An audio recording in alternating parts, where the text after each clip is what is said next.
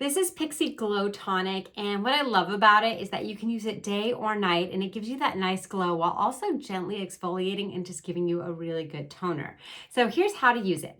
It has 5% glycolic acid in it, which is really good to help you have that youthful skin look. You just pop it on a cotton ball and then just go around your face. You're going to avoid the eye area, but you can get kind of close to it.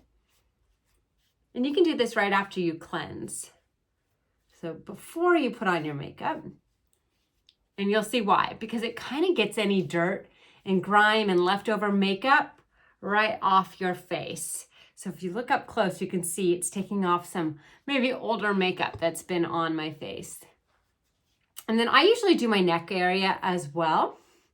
And that's it. Now you have a nice clean face, that beautiful glow tonic. I really love this, and I think you're gonna love it as well.